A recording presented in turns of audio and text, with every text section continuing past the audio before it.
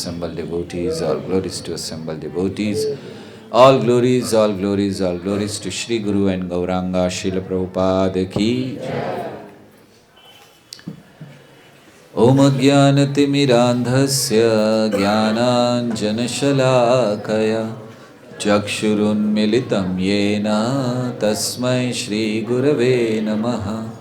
Shri Chaitanya Manobhishtam Sthapitam Yena Bhutale Swayam Rupaha Kada Mahyam Dadati Swapadantikam Vandeham Shri Guru Shri Yuta Padakamalam Shri Gurun Vaishnavamscha Shri Rupam Sagrajatam Sahagana Raghunathanvitam Tam Sajivam Sadvaitam Savadhutam Parijana Sahitam Krishna Chaitanya Devam Shri Radha Krishna Padam Sahagana Lalita Shri Vishakhanvitamscha He Krishna Karuna Sindhu Deenabandhu Jagatpate Gopesha Gopika Kanta Radha Kanta Namastute Tapta Kanchana Gaurangi Radhe Vrindavaneshwari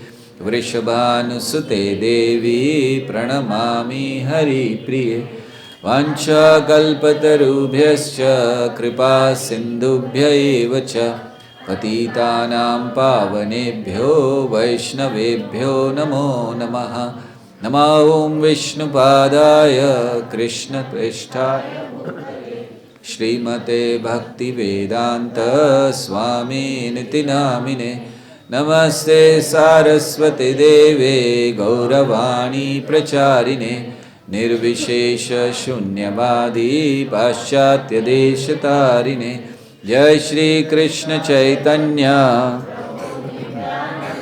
Shri Advaita Gadadhar Shrivasadi Gaura Bhakta Vrinda Hare Krishna Krishna Krishna Hare Hare Hare Rama Rama Rama Hare Hare. आप लोग इधर आज मुझे लग रहा है कि वो माता जियों की क्लास चल रही है. थोड़ा सा इधर आइए, सामने कुछ तो और दिखाई दे. नहीं, आप लोग बैठे रहिए, आपसे हमें कोई दुश्मनी नहीं है. थोड़ा सा इस तरफ आ जाए, नीचे बैठ जाओ, कुछ नहीं, इतना ठंडा थोड़ी है. ठंडा है, बाकी लोग भी आ जाए. हमने अकेले उनको थोड़ी कहा था कि हम आइए 2-3 लोग इधर आइए, 3-4 लोग यहाँ आ जाओ. हाँ बढ़िया, ये 360 डिग्री क्लास है. मायापुर में 360 डिग्री डूम, क्या है वो, थिएटर है, डूम थिएटर है. और जो आप लोग पीछे बैठे रहिए. ऐसा कहा जाता है कि प्रवचन देने वाले के पीछे बैठने वाले ब्रह्म राक्षस बन जाते हैं. बैठे रहिए, कोई बात नहीं.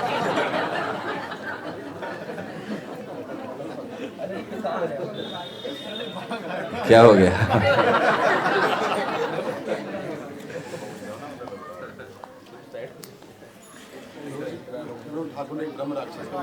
हाँ, इसलिए सब लोग को आवाज आ रही है. वहाँ पीछे तक आवाज जा रही है.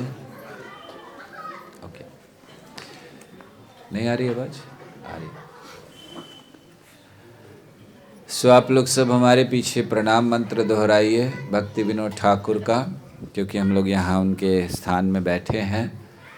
तो सभी लोग कृपया दोहराएं मंत्र. नमो भक्ति विनोदाय सच्चिदानंद नामिने गौरशक्ति स्वरूपाय रूपानुगवरायते. नमो भक्ति विनोदाय सच्चिदानंद नामिने गौरशक्ति स्वरूपाय रूपानुगवरायते. नमो भक्ति विनोदाय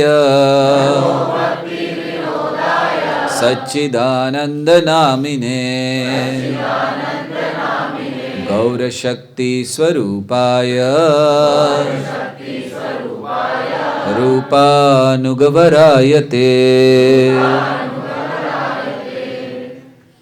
श्रील भक्ति विनोद ठाकुर का ये प्रणाम मंत्र है, जहाँ वर्णन किया गया नमो भक्ति विनोदाय, अर्थात भक्ति विनोद ठाकुर को प्रणाम है, नमन है। नमो भक्ति विनोदाय सच्चिदानंद नामिने, भक्ति विनोद सच्चिदानंद ठाकुर नामिने गौर शक्ति स्वरूपाय। कौन है वो? भगवान चैतन्य महाप्रभु के शक्ति के स्वरूप है। गौर शक्ति स्वरूपाय रूपानुग वरायते। और जो रूप गोस्वामी के अनुगमन करने वाले हैं, रूप गोस्वामी के अनुयायी हैं, उनमें श्रेष्ठ हैं। रूपानुग वरायते। तो क्यों है ऐसा ये प्रणाम मंत्र उनके लिए? ऐसा उन्होंने क्या किया? गौर शक्ति स्वरूपाय रूपानुग वरायते। तो इसको समझने के लिए उनके जीवन को जानना आवश्यक है। वैसे भी आचार्यों के जीवन को हमें निश्चित समझना चाहिए, सुनना चाहिए उनके विषय में। इसको थोड़ा ऊपर रखने का प्रयास करें। कोई है चीज़ या उससे बैठ जाते हैं ना तो बंद हो जाता है। हरे कृष्णा। ये थोड़ा अच्छा हो गया ना? ये थोड़ा उधर ही, हाँ बस बस ठीक है। आचार्यों के विषय में हमें निश्चित सुनना चाहिए।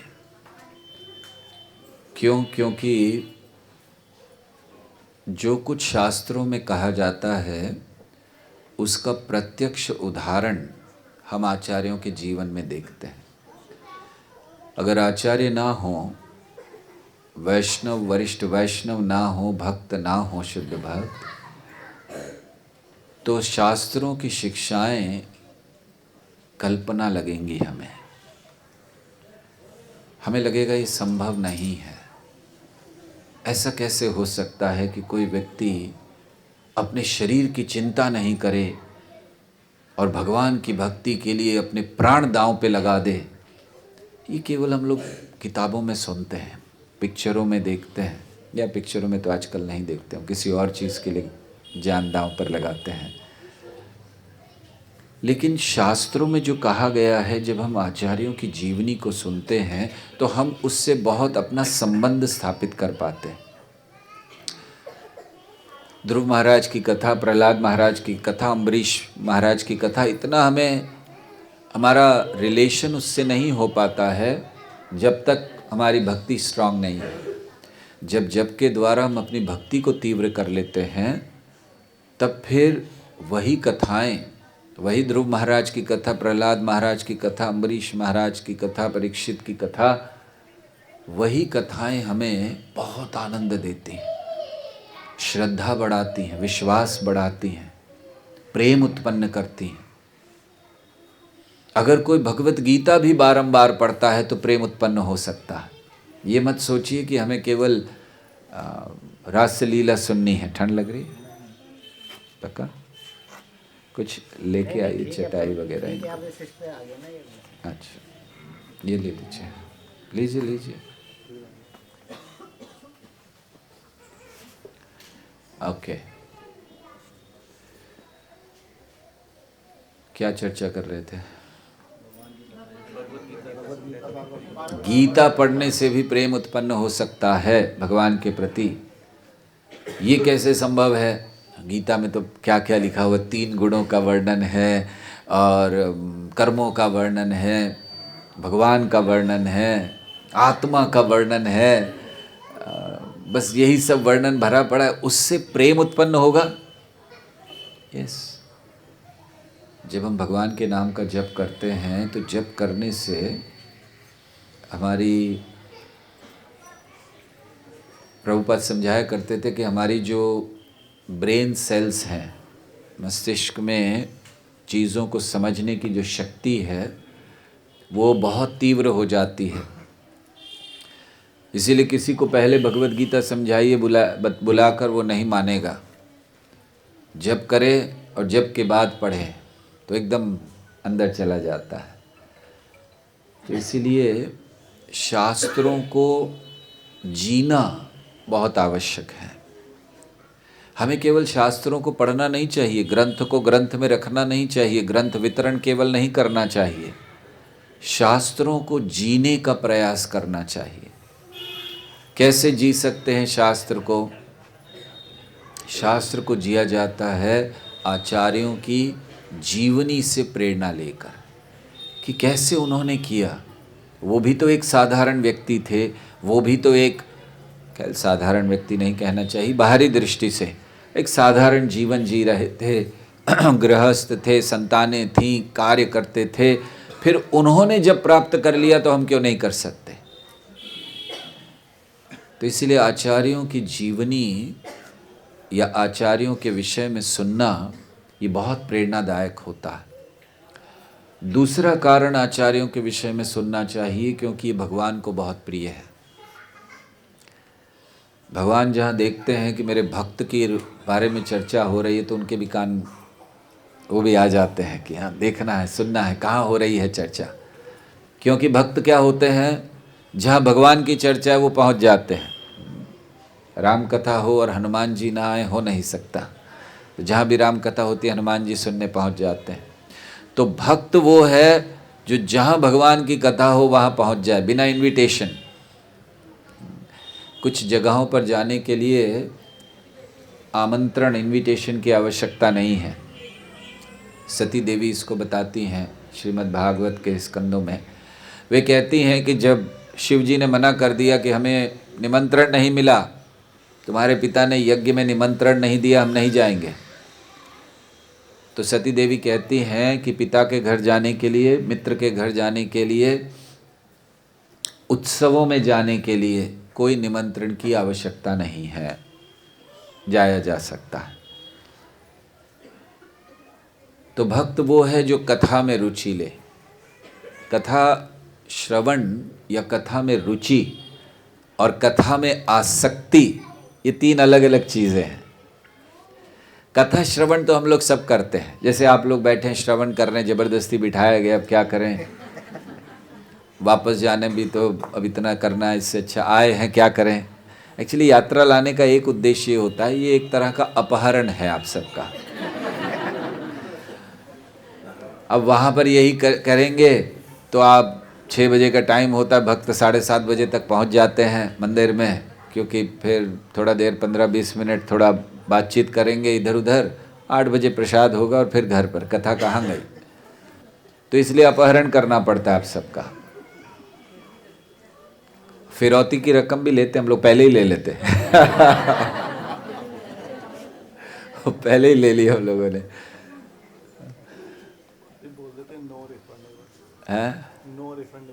फिरौती की रकम रिफंडेबल कहाँ से होगी?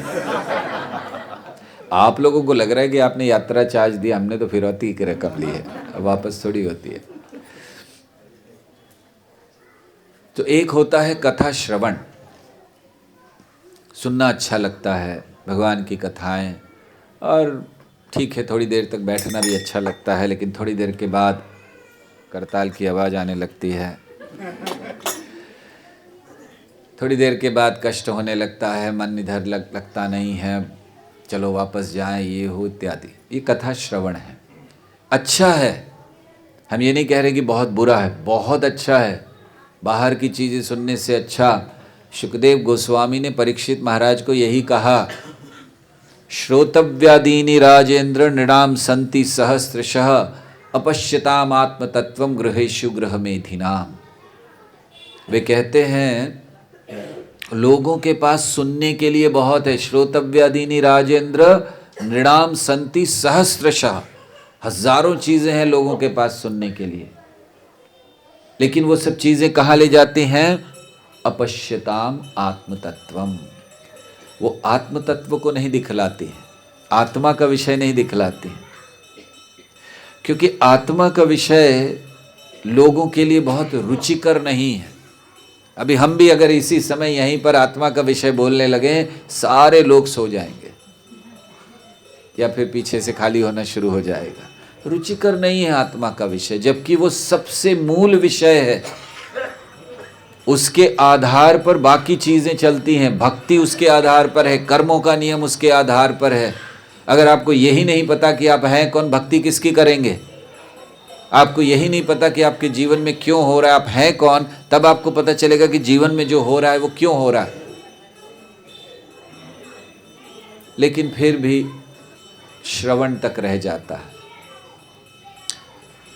तो पहली चीज है कथा श्रवण। दूसरा है कथा में रुचि। जब हम केवल श्रवण नहीं करते हैं, हमारी रुचि बढ़ जाती, हमारी एक आतुरता होती, जानना चाहते अगला क्या, आगे क्या। और जब सुनते भी हैं तो इस तरह नहीं सुनते कि बस जल्दी खत्म होना है। हम इस तरह सुनते हैं कि इससे कुछ सीख सकते हैं।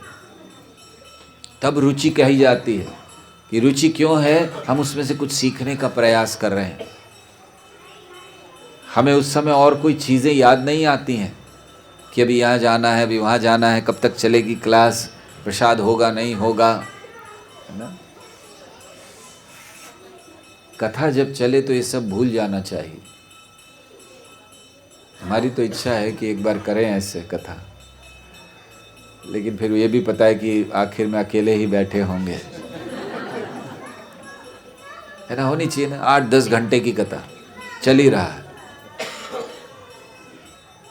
आज भी हमारी इच्छा हो रही है वैसे। वातावरण अच्छा है, स्थान अच्छा है, धाम में है। देखो अभी से शुरू हो गए, बोले नदियाँ पार भी जाना है।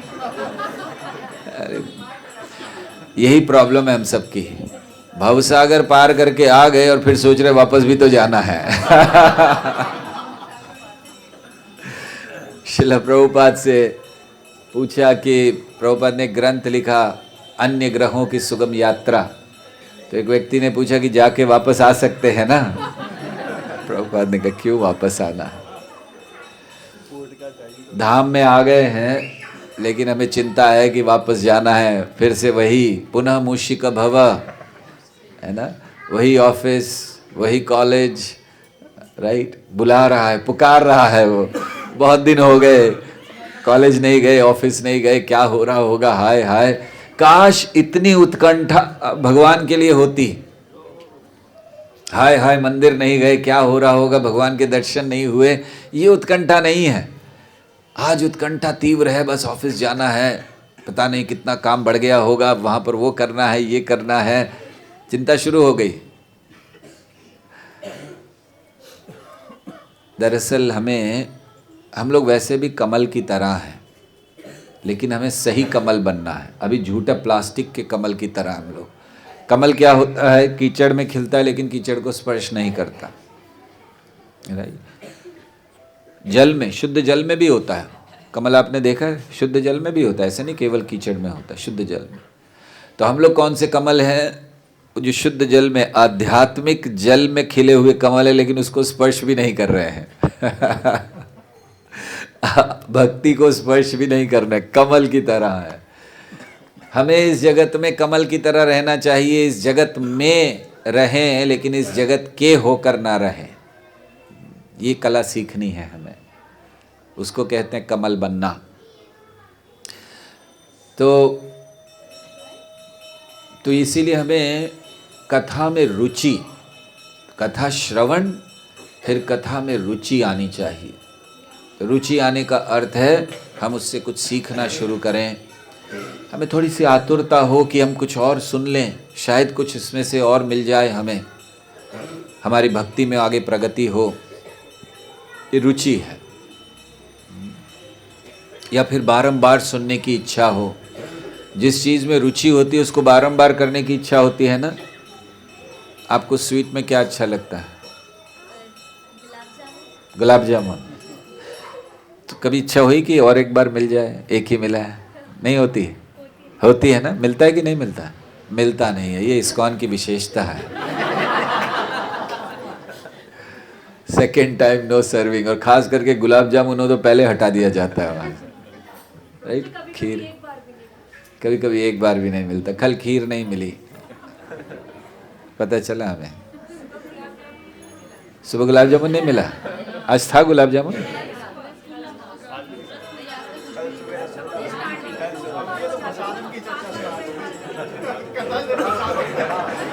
देखो ये रुचि है, इसको रुचि कहते हैं। हम तो ये दिखला रहे थे कि रुचि क्या होती है, सबने बोलना शुरू कर दिया, अरे गुलाब जामुन, रसगुल्ला, ये वो सब धड़ाधड़, क्या रुचि है देखिए। हाँ आज मिलेगा। अच्छा कैसे पता आपको? हाँ ऑलरेडी तैयारी करके आए हैं। तो खैर ये एक डेमोन्स्ट्रेशन था रुचि का। ये अब स्वीट में रुचि होती है।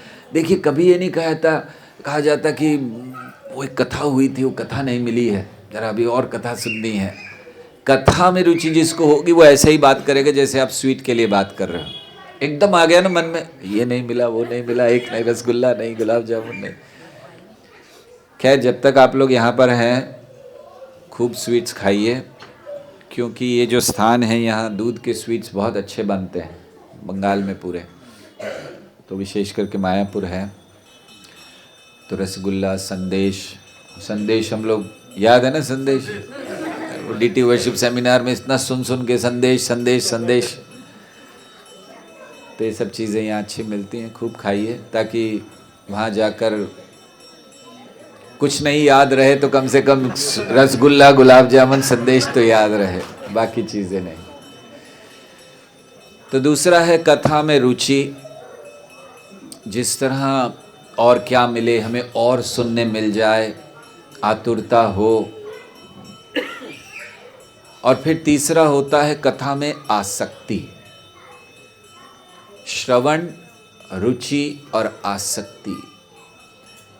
जिनको कथा में आसक्ति है वो ये भी नहीं सोचते कि इस कथा से मुझे कुछ मिल जाए, मेरे जीवन के लिए कुछ मिल जाए, थोड़ा अच्छा हो जाए। नहीं, उनको आसक्ति उन लोगों को होती जब वो कथा सुनते हैं। तो आसक्ति किसे कहते हैं? आसक्ति उसे कहते हैं जहाँ कथा श्रवण करते ही उनको कृष्ण का स्मरण हो, कथा में प्रवेश कर जाएं, रम जाएं। हमें कथा ऐसे सुननी चाहिए, कथा में प्रवेश कर जाना चाहिए, भूल जाना चाहिए हम कहाँ बैठे हैं। जब कथा चल रही हो तो ऐसे सोचना चाहिए हम वहीं खड़े हैं, कृष्ण गोवर्धन उठा रहे हैं, हम नीचे खड़े हैं, जरा सा हिला तो थोड़ा डर जाना चाहिए। कथा में आसक्ति हो, ऐसा होता नहीं है हम लोगों, लेकिन ये होगा। कैसे होगा? निरंतर श्रवण से, निरंतर जप से और निरंतर वैष्णव सेवा से। जीवे दया कृष्ण नाम सर्वधर्म सार। तो कृष्ण का नाम लेना है, इस जीव पर दया करनी है। जीवे दया। तो जब हम आचार्यों की जीवनी सुनते हैं तो हृदय में कृष्ण के प्रति प्रेम बढ़ता है। विशेष करके ऐसे आचार्य जिन्हें पिछले 200 वर्षों में कृष्ण भावनामृत का जनक माना जाता हो।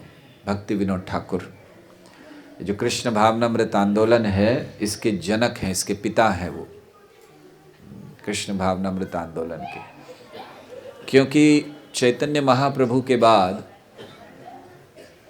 भक्ति के शुद्ध मार्ग को लोग भूल गए थे, या कहना चाहिए भूले नहीं थे।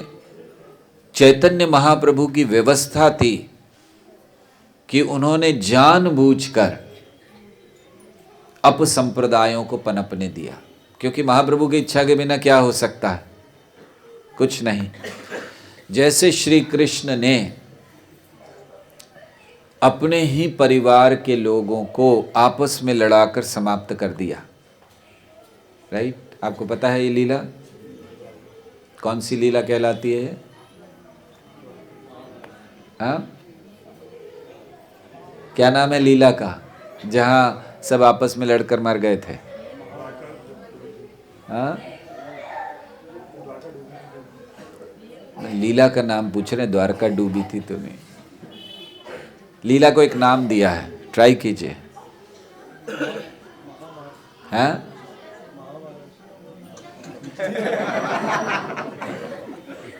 कौन सी दुनिया में हो?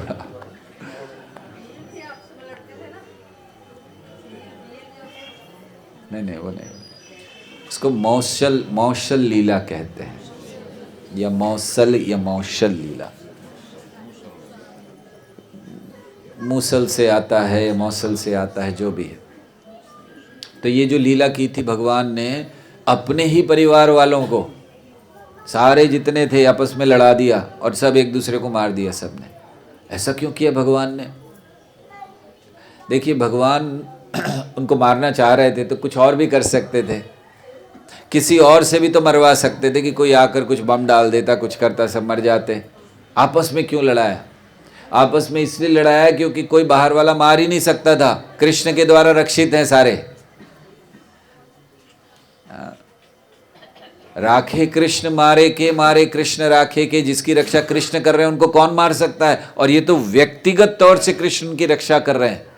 द्वारका पे जहां आक्रमण हुआ कृष्ण खड़े रहते थे, स्वयं युद्ध करते थे कृष्ण बलराम, तो उनको कौन मार सकता है? इसीलिए आपस में लड़वा दिया भगवान ने, इनको तो कोई बाहर का मार नहीं सकेगा। इतने शक्तिशाली थे कि अगर पृथ्वी पर रहते तो जरूर और उत्पात होता। तो कृष्ण ने कब समय हो गया, सब वापस जाओ सबको वापस भेजा। तो जैसे कृष्ण ने अपने ही परिवारजनों को आपस में लड़ाकर समाप्त कर दिया, इसी तरह जाने से पहले जब वो जा रहे थे बस उन्होंने समाप्त किया फिर चले गए। इसी तरह चैतन्य महाप्रभु ने जब अपनी लीला समाप्त की तो उन्होंने शुद्ध भक्ति का ये जो सिद्धांत था उसको छोड़कर बाकी जो अपसिद्धांत अपसंप्रदाय थे उनको पनपने दिया। क्यों पनपने दिया? ताकि ऐसे लोग जो उस समय मायावादी लोग थे, जो ऐसे लोग थे जो भक्ति को बहुत सस्ता, भक्ति को ठीक तरह से नहीं कर रहे थे, उनका नाश हो सके और आगे चलकर कोई ये क्लेम नहीं कर सके कि मैं तो वंशज हूँ और मेरे हिसाब से भक्ति होनी चाहिए। तो ये वंश परंपरा, जैसे कृष्ण ने वंश परंपरा को ख़त्म कर दिया, सारे आपस में लड़कर मर गए, ऐसे महाप्रभु ने अपसंप्रदाय पनपने दिए। और ये अपसंप्रदाय के कारण क्या हुआ, महाप्रभु के जाने के बाद 100 वर्ष 150 वर्ष में लोग भूल गए शुद्ध भक्ति, बहुत से अपसंप्रदाय आ गए। और ऐसे ऐसे अपसंप्रदाय जो भक्ति को बहुत गलत प्रस्तुत कर रहे हैं, भक्ति के नाम पर आनंद ले रहे हैं। सखी बेखी, आप जाएंगे वृंदावन इत्यादि स्थानों पर, पुरुष हैं वो स्त्री का वेश धारण कर लेते हैं, हम तो गोपी हैं, और उसी को भक्ति मानते हैं। भक्ति विनोद ठाकुर के समय ऐसे थे। क्यों? उनके लिए हम ये क्यों अपसंप्रदाय की बात कर रहे हैं? क्योंकि इनको समाप्त करने वाले भक्ति विनोद ठाकुर हैं, इसीलिए उनको कृष्ण भावनामृत का जनक कहा जाता है। तो ऐसे अलग अलग अपसंप्रदाय जहाँ लोग भक्ति को भूल जाते हैं, आनंद को महत्व देते हैं, आज भी कई लोग मिलेंगे आपको। अभी हमने देखा था, हम जगन्नाथपुरी में थे, हम हरिदास ठाकुर की समाधि पर बैठे जब कर रहे थे, तो एक ग्रुप आया छोटा सा, जिसकी कोई एक नेता, कोई एक माता जी थी, और उन्होंने हाथ में ऐसे उनके एक पूरा वो कृष्ण को पकड़ने का वो बना हुआ था, एक बड़े से कृष्ण की मूर्ति थी इतनी, और वो कुछ उसका जिप वाला एक स्टैंड या कवर भी था जिसमें लेकर वो हमेशा चलती हैं। तो वो आई थी हरिदास ठाकुर की समाधि में, साथ में कृष्ण। तो हमें एक बात याद आ रही थी कि कई साल पहले हम वृंदावन में थे, तो हम लोग बैठे थे एक जगह, प्रसाद ले रहे थे, और वहाँ पर बहुत कम लोगों के लिए प्रसाद था, जो कोर्स कर रहे थे केवल उनके लिए था। और वहाँ पर एक ऐसी महिला आ गई और उसके भी हाथ में ऐसे ही सेम ऐसे ही उसने कृष्ण को पकड़ा हुआ था, और वो आई और उन्होंने प्रसाद मांगा। तो स्वाभाविक है, हमारे इस्कॉन में रूल्स बड़े पालन होते हैं, है ना। तो मना कर दिया कि नहीं, अभी नहीं है। और क्योंकि पहले जो स्टूडेंट्स हैं, विद्यार्थी, उनके लिए था, अगर बचता तो दे देते। तो जैसे ही मना किया वो एकदम क्रोध में आ गई और बोलने लग गई, जानते हो कौन है हम? हमारा ही प्रसाद खा रहे हो और हमें ही मना कर रहे हो। हम वहाँ बैठे थे, हमने कहा इन्होंने बनाया क्या प्रसाद? मतलब हमें समझ नहीं आया कि हमारा ही प्रसाद। हमने सोचा शायद कुकिंग करके आई होंगी, कुकिंग डिपार्टमेंट में होंगे, क्या है। वो कह रही थी कि ये कृष्ण है, हम राधा रानी हैं। हमारा प्रसाद खा रहे हो और हमें मना कर रहे हो। ये तो हमें बाद में समझ में, हमने कहा अरे ये तो बहुत ऊंची बात है। हम सोचे थे कुकिंग डिपार्टमेंट से आए हैं, कहीं से आए। तो वो बहुत नाराज हो गई। इनफैक्ट जबरदस्ती वो प्लेट लेके लेने लगी प्रसाद। तो हमें अच्छा नहीं लगा, हमने कहा जाने दीजिए उनको, जो मना कर रहे थे हमने कहा रहने दीजिए, एक प्लेट खाने दो। तो सामने बैठी, हम देख रहे थे, उन्होंने ऐसे तोड़ा और लेके पहले वो जो गोद में कृष्ण है उनको खिला रही हैं ऐसे सीधे, और फिर खा रही हैं। फिर लिया ऐसे, और वेश भी उनका पूरा वो सजे धजे थे पूरा, जैसे मतलब राधा रानी या जो भी है। तो ऐसे लोग आज भी मिलते हैं, ऐसी भक्ति करते हैं। तो ऐसे अपसंप्रदाय, करीब 13 अपसंप्रदायों की सूची है जिनको भक्ति विनोद ठाकुर ने समाप्त किया। तो ऐसे अपसंप्रदाय उस समय बहुत आए, आउल बाउल, सखी बेखी, बहुत सारे।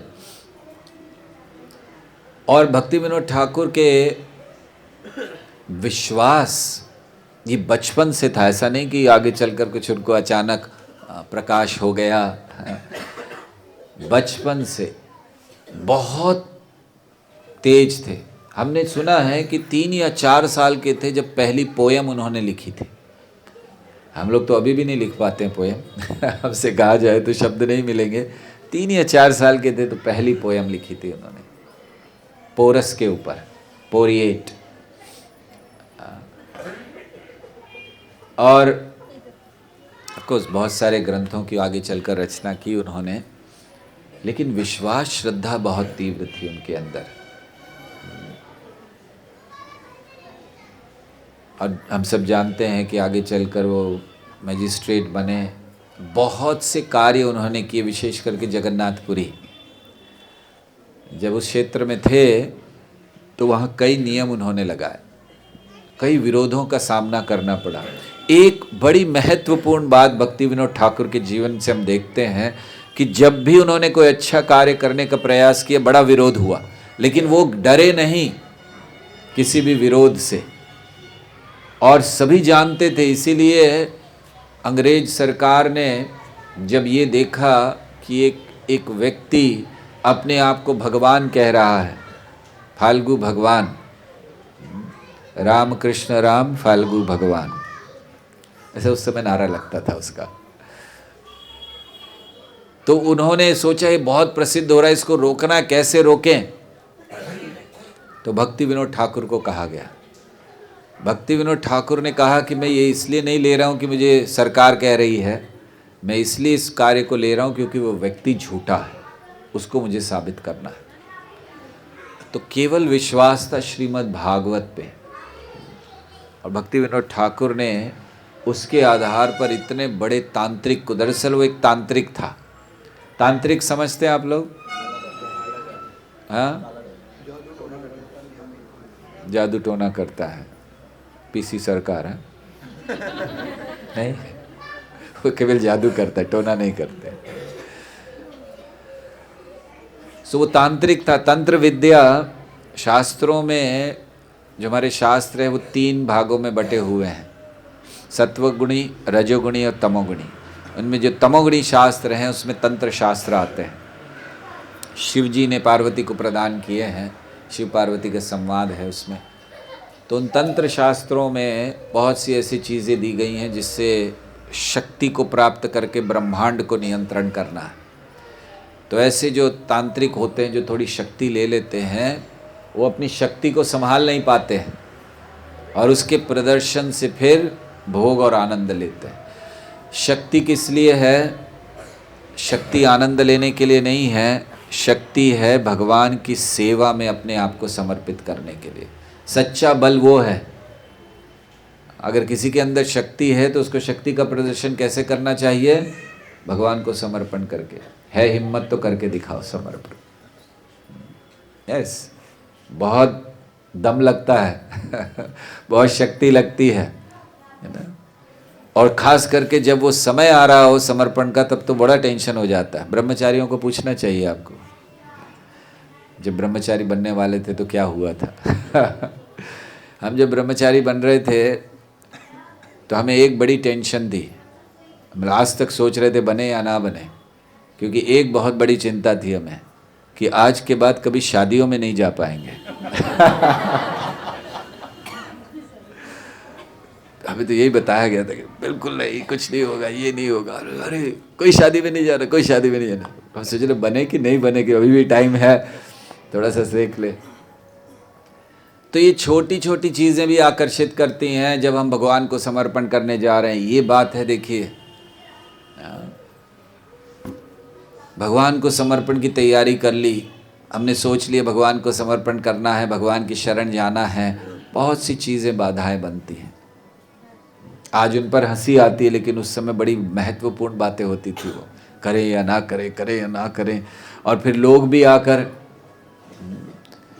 एक ने तो हमें कहा था देखो ब्रह्मचारी बनना है तो ठीक है, सैफरन मत पहनना कभी भी। हमने कहा क्यों? सैफरन पहनने में क्या? नहीं, सैफरन नहीं पहनना, ऐसे रहो ठीक है, ताकि इधर उधर जा सको जब मन में आए तब विवाह कर लेना इत्यादि। बहुत सारी चीज़ें होती हैं, बहुत सारे विरोध होते हैं। एक बातों का ही नहीं होता है, मन का विरोध हो जाता है। मन सोचता है कि क्या करेंगे, कैसे रहेंगे, अकेले रहना होगा। समर्पण में बहुत बाधाएं आती हैं। और ऐसे ही गृहस्थों के लिए भी, ऐसा नहीं कि केवल ये ब्रह्मचारियों के लिए, गृहस्थों के लिए भी क्या होगा, घर का, परिवार का, ये सब तो उनके लिए है, ठीक है, वो साधु लोग, वो लोग करें जो करना है, हमारे लिए नहीं है। समर्पण बहुत आवश्यक है और समर्पण से बल आता है। क्योंकि भक्ति विनोद ठाकुर का पूर्ण समर्पण था, गृहस्थ होते हुए भी पूर्ण समर्पित भक्त थे। देखिए, इसीलिए आचार्यों की जीवनी पढ़नी चाहिए, जिससे पता चले कि ऐसा नहीं है कि केवल ब्रह्मचारी, सन्यासी, वैरागी लोग ही समर्पण कर सकते हैं, गृहस्थ भी समर्पण कर सकते हैं। इसीलिए हमारे आचार्यों में भक्ति विनोद ठाकुर गृहस्थ रहे, भक्ति सिद्धांत सरस्वती ठाकुर ब्रह्मचारी और सन्यासी रहे, शिल प्रभुपाद गृहस्थ और सन्यासी रहे। सारी चीज़ें आ गई, आचार्यों ने सब दिया, छोड़ा नहीं कहीं पर भी कि आप जो करना चाहते हो करके भगवान को समर्पण कर सकते हो।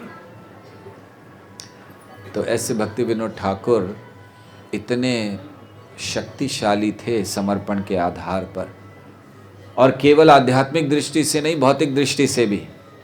आज हम आ रहे थे, तुम देख रहे थे तो निकाल दिया। पहले तो ट्रैक थी यहाँ पर, अब नहीं है। यहाँ तक रेलवे की ट्रैक थी, पिछली बार जब आए थे थी, पता नहीं कब निकल गई है। हमारे कब निकल गई यहाँ से? 1.5 साल हो गया।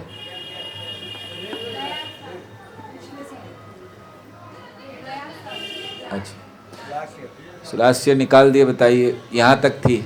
उसको तो गवर्नमेंट को प्रिजर्व करके रखना चाहिए था, ब्रिटिश टाइम से थी। सो किस लिए दिया था? कि आपको कोई तकलीफ नहीं होनी चाहिए, बस घर के बाहर पांव रखा, ट्रेन रेडी है, और जाती थी सीधा ऑफिस तक लेकर। जो ऑफिस में काम करते सोच रहे काश हमारे लिए भी ऐसा हो जाए। क्योंकि वो इतने दक्ष थे, जिन कार्य को लोगों को 3-3, 4-4 दिन लगते थे, वो 2 घंटे में कंप्लीट कर देते थे। क्यों करते थे? क्योंकि वो समय बर्बाद नहीं करना चाहते थे उन चीज़ों में। वो चाहते थे कि जल्दी जाएं, भगवान की भक्ति करें, ग्रंथ लिखें। तो इतने तीक्ष्ण बुद्धि उनके अंदर थी। किस लिए? क्योंकि भगवान के भक्त हैं। तो ऐसे भक्ति विनोद ठाकुर के जीवन में बहुत सी ऐसी घटनाएं हुई जिनसे उनके श्रेष्ठता का पता चलता है, कि भक्ति का पता चलता है। जब वे भागवत पर प्रवचन करते थे, बड़े बड़े वैरागी आकर बैठकर सुना करते थे भक्ति विनोद ठाकुर को। गौर किशोर दास बाबा जी आकर बैठकर सुनते थे। और ये जो स्थान है, जैसे हम लोग कल भी जब TOVP में गए थे तो सुन रहे थे कि यहाँ से उन्होंने उस तरफ देखा, नदी के उस तरफ, और उनको एक प्रकाश दिखाई दिया वहाँ पर। हम लोग गौर आरती गाते हैं ना, गौर आरती का आखिरी लाइन क्या है? भक्ति विनोद देखे गौरार। तो वो यहाँ से देखा था उन्होंने, देखे गौर महाप्रभु की जो ऐश्वर्य, जो प्रभाव। तो हम लोग ऊपर गए थे, उस रूम से खिड़की है, वहाँ से वो देख रहे थे। तो उन्होंने देखा कि कुछ प्रकाश है। वो चाहते थे कि पता करें कि असली जन्म स्थान कहाँ है, क्योंकि जब समय बीत जाता है तो बहुत सी चीज़ें बदल जाती हैं। लोग बोलते दरअसल ये है, असली ये है, हर जगह पर ये होता है। मायापुर वो नहीं है, मायापुर ये है, नदिया में हुआ था, ऐसे हुआ था, या आप कहीं भी जाइए, इवन वृंदावन में कई चीज़ें आपको देखने मिलती हैं। मूल उखल बंधन यहाँ नहीं हुआ, मूल उखल बंधन यहाँ है, आज भी होता है वहाँ भी। तो समय के साथ स्थितियाँ बदल गईं और फिर पता ही नहीं कहाँ है। तो भक्ति विनोद ठाकुर क्योंकि सरकारी अधिकारी थे, उन्होंने सरकार के सारे जितने रिकॉर्ड्स थे वो चेक करवाए कि पता करो कहाँ, आज से 500 साल पहले जहाँ भी कहाँ पर हुए थे। उनके समय तो 500 नहीं हुआ था साल, तो कहाँ थे। तो उन्होंने पूरे रिकॉर्ड्स चेक करवाए, फिर उनको वो स्थान रिकॉर्ड के अनुसार हुआ। लेकिन अभी भी वो चाहते थे कि नहीं, पूरी तरह कंफर्म हो जाना चाहिए कि यही स्थान है। तो फिर वो जगन्नाथ दास बाबा जी को लाए।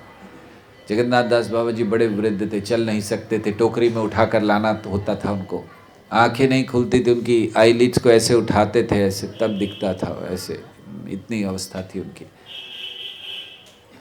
लेकिन जब वहाँ लेकर आए, उस स्थान पर पहुँचे हैं जो हम लोग कल गए थे, योगपीठ, तो वहाँ पहुँचे हैं तो अचानक टोकरी से उछल गए पर जोर से हवा में, महाप्रभु का नाम लेते हुए, और सब आश्चर्यचकित हो गए। और भक्ति विनोद ठाकुर को पता चल गया कि यही स्थान है।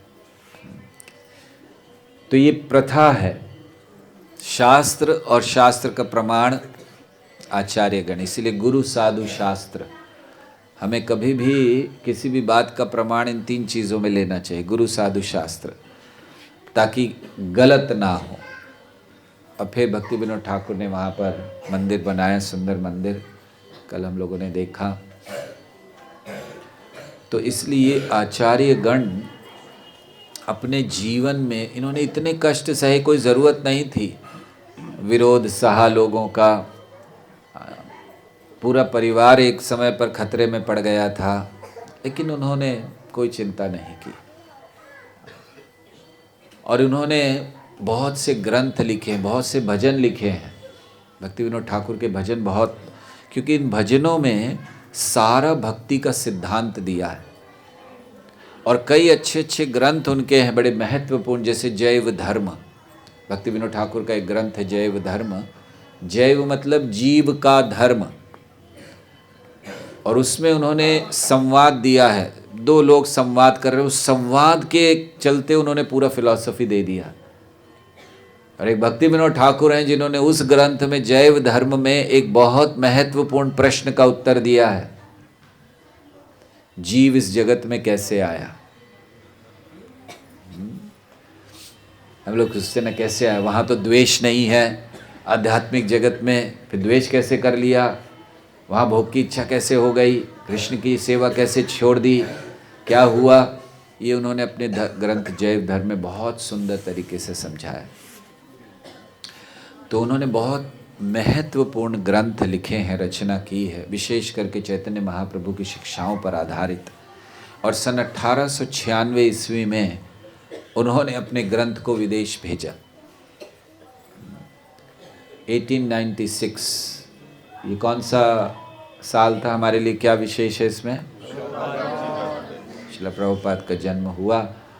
तो जब उनका जन्म हुआ और उसी वर्ष में उन्होंने भेजा ग्रंथों को। सभी बहुत सारी चीज़ें याद आ रही हैं भक्ति विनोद ठाकुर के विषय में, लेकिन समय की भी हम थोड़ी सी सीमा रखना चाहते हैं। तो भक्ति विनोद ठाकुर ने एक इच्छा की थी कि आगे चलकर ऐसा, उन्होंने कामना की थी, भगवान से प्रार्थना की कि ऐसा कोई व्यक्ति आए जो आगे चलकर प्रचार कर सके, शुद्ध भक्ति का प्रचार कर सके, क्योंकि इतना सब फैल रहा था। और फिर उनकी इच्छा को सुनकर या उनकी इच्छा की पूर्ति करते हुए भक्ति सिद्धांत सरस्वती ठाकुर प्रकट हुए। भक्ति विनोद ठाकुर ने ये भविष्यवाणी की थी कि आगे भविष्य में नदिया में, मायापुर में विदेशी भक्त आएंगे, अलग अलग जगह से भक्त आएंगे और हरि नाम करेंगे, कीर्तन करेंगे। तो ये उस समय जब कोई सोच भी नहीं सकता था कि ऐसा होगा, लेकिन उन्होंने किया और देखिए आज वो प्रकट है। तो इसलिए इन आचार्यों को साधारण नहीं मानना चाहिए। श्रील प्रभुपाद ने भी, जब वर्णन है कि एक किसी व्यक्ति ने पूछा आप कौन हैं, प्रभुपाद ने कहा मेरे इतने मंदिर हैं, इतने शिष्य हैं, कुछ नहीं था उस समय। तो फिर कैसे कह दिया? क्योंकि केवल समय उनको दूर रख रहा था। जैसे हम लोग यहाँ से वहाँ देख सके, मान लीजिए बीच में थोड़ी सी दीवार है, लेकिन अगर हमें वहाँ दिखाई दे रहा है तो हम कहेंगे वहाँ पर दवाई की दुकान है। लेकिन जो छोटा बच्चा उसको नहीं दिखेगा, बोले अरे आपको कैसे पता चला दवाई की दुकान है? वो दिख रही है ना सामने हमें, तो हम दीवार के पार देख पा रहे हैं, छोटा बच्चा नहीं देख पा रहा है। ऐसे ही आचार्यगण होते हैं जो समय के पार देख पा रहे हैं, हम नहीं देख पाते हैं। इसीलिए हमें लगता है ऐसे कैसे कह दिया आपने, अरे जादू चमत्कार, वो देख रहे हैं तो इसीलिए वो बताते हैं। तो भक्ति विनोद ठाकुर ने देखा कि ऐसा हो रहा है, देखो कीर्तन, और आज उनकी भविष्यवाणी को सत्य किया श्रील प्रभुपाद ने। आज हजारों भक्त आते हैं विदेश से। मायापुर में गौर पूर्णिमा के समय आपको कभी आना चाहिए, तो गौरमंडल परिक्रमा होती है, हजारों भक्त चलते हैं उसमें, अलग अलग देशों से। पहले जब इस्कॉन में ये प्रारंभ हुआ तो केवल एक परिक्रमा होती थी, इस समय भी बहुत सारी चलती हैं, हिंदी की अलग, बंगाली की अलग, अंग्रेजी की अलग, विदेशी रशियन अलग। इतने लोग आ रहे हैं अभी कि ये सब करना पड़ रहा है। तो ये सब प्रभाव है आचार्यों की शक्ति का। तो आज हम लोग यहाँ उनके स्थान पर हैं। ऊपर उनका कमरा आप सब ने देखा, कितने लोगों ने नहीं देखा? नहीं देखा, जिन्होंने नहीं देखा देख लीजिएगा जाने से पहले। भक्ति विनोद ठाकुर जहाँ रहा करते थे। तो हम लोग प्रार्थना करेंगे भक्ति विनोद ठाकुर से कि जो विश्वास, जो श्रद्धा उनके अंदर थी, जो बल उनके अंदर था गलत सिद्धांतों का खंडन करने का, वो हम सबको भी थोड़ा सा बल मिले, ताकि हमारे अंदर जो गलत सिद्धांत है उनका खंडन हो सके और हम शुद्ध हृदय से भगवान की भक्ति कर सकें। हरे कृष्णा कृष्णा कृष्णा हरे हरे, हरे राम राम